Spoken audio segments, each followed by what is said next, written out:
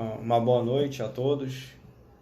Aqui eu vou falar brevemente sobre as revoluções e a teologia e como elas se relacionam, como elas, se complementam ao longo da história, E eu quero começar falando, um pouquinho da Revolução Industrial Inglesa.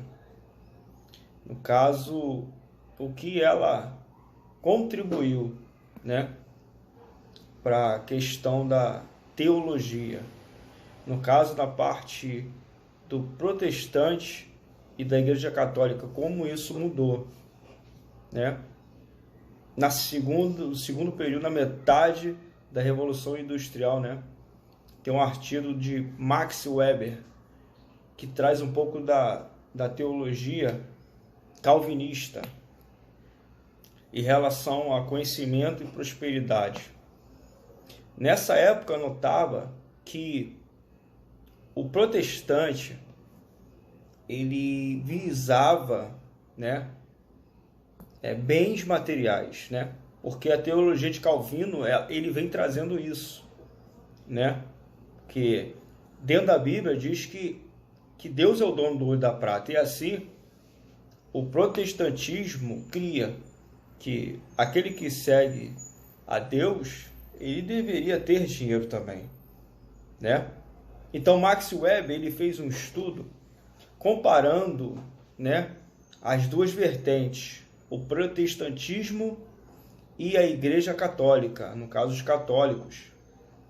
E de acordo com o estudo dele, ele notava que o protestantismo, as pessoas que seguiam essa linha teológica, elas estudavam mais, Elas procuravam aprender ali em relação aos maquinários da Revolução Industrial Inglesa, para que eles pudessem trabalhar, obter recursos. Já quem era católico já não se ligava muito em relação ao estudo, a aprender. Então notava-se que quem era da linha protestante, ele crescia, ele tinha os melhores empregos da época, e quem era católico não. Isso é segundo o estudo de Max Weber. Mas a gente nota que o capitalismo e, por assim dizer, o cristianismo também andaram lado a lado, E uma das denominações que seguiram essa linha, da Revolução Inglesa, no caso a Revolução Industrial Inglesa, é a Igreja Metodista, de John Wesley, a Wesleyana também, vai dizer no envolvimento da Igreja Católica, da Igreja Metodista, sobre as questões relevantes da sociedade, eles tinham uma visão voltada para a humanização, o combate à escravidão, a luta por salários dignos para os operários, fornecimento de ensino básico para as crianças, E isso tudo ocorreu na Revolução Inglesa, na Revolução Industrial Inglesa. Isso, de fato, ele colaborou, para os melhores estudos, as crianças, poderem aprender, ter um ensino básico ali, história, português, matemática, E se puxarmos para a Idade Medieval, a qual a Igreja Católica ela mandava e desmandava nessa época, em relação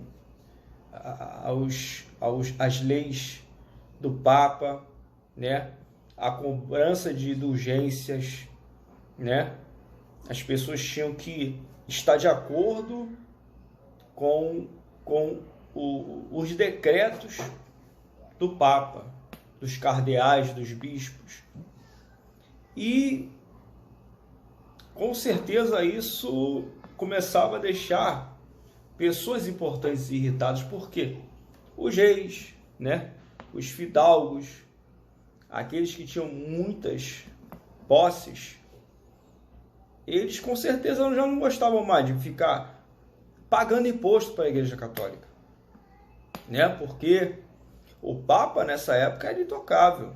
O que ele falava era, fazendo uma analogia, era ele era o Deus da terra, mandava tudo, né?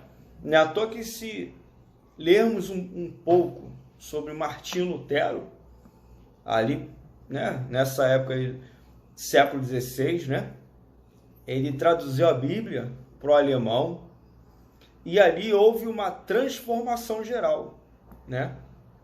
Ele conseguiu tirar um pouco do poder da Igreja Católica, a qual ela manipulava a palavra de Deus, a Bíblia, e escondia esse conhecimento do povo. Então Martinho Lutero, ele foi perseguido. Ele teve uma intimação para se retratar com o Papa, para pedir perdão, mas ele seguiu firme porque ele acreditava, ele traduziu a palavra de Deus para o alemão e ali abriu os olhos. E aquilo foi se expandindo. E a Igreja Católica começou a perder força. Em contrapartida, aí começa as revoluções. Revolução Francesa, né, com no caso, Bonaparte, queria destronar o rei na época, e ali também começou a tirar um pouco do poder católico. E nessa época começou a crescer o protestantismo. De uma forma, colaborou para a teologia dos protestantes crescerem, visto que, se não tivesse essas revoluções, a Igreja Católica ia dominar a Europa, né? No caso, os países predominantes, a Espanha, o Império Alemão, né? No caso, a Alemanha, a Itália, Portugal, que eram países genuinamente católicos, a favor do Papa. Então, essas revoluções começaram a contribuir para que o povo pudesse viver melhor, né? No caso, o Papa, ele pregava a indulgência, os impostos, o purgatório. Aqui eu não estou falando de religiões, eu estou falando do que a Revolução contribuiu para uma melhora do povo, para que pudessem viver bem, pudessem viver dignamente, né? Sem esse peso religioso que operava, né? É como Portugal quando escravizava, né? Ele infligia um peso, né? Aqui é só um exemplo, porque a história de Portugal com o Brasil já é outro contexto, mas eu falo em relação ao peso que se empunhava na vida das pessoas, né? E interessante que a Revolução Francesa de Bonaparte, ele vai citar valores, né? E as três palavras bem visíveis e explicadas, né? Que eu vou explicar aqui fazendo uma analogia, né? Que é a liberdade, a igualdade e a fraternidade, né? E se vermos dentro da Bíblia, dentro da teologia, Jesus pregava a igualdade, né? Jesus pregava que o segundo maior mandamento é amar o teu próximo como a ti mesmo. Então, ele pregava a igualdade. Um pecador e um justo, para Deus é a mesma pessoa, né? Que toda a humanidade aos olhos do Senhor é a mesma criatura, é o mesmo filho, né? É a mesma pessoa, né? É como diz uma passagem, o sol tá para os ímpios e os justos. Então Jesus pregava muito bem isso, né? A liberdade. Ele pregava o quê? Se o Filho do Homem vos livrar, verdadeiramente sereis livres. Então, Jesus pregava a liberdade em meio à opressão romana, né? Que ali tinha Pôncio Pilatos ali representando o imperador César na época. Então, Jesus pregava a liberdade. A liberdade é as pessoas fazerem o que quiser. Claro, mediante os ensinamentos de Jesus, é lógico que as pessoas tinham que fazer, serem seguidores de Cristo, né? Como muitos falam, sejam imitadores de Cristo. Mas Cristo pregava essa liberdade. E também fala da igualdade, que é praticamente ali o que Jesus pregava também, né? Que mediante ao Pai todos são iguais. Todos são iguais, né?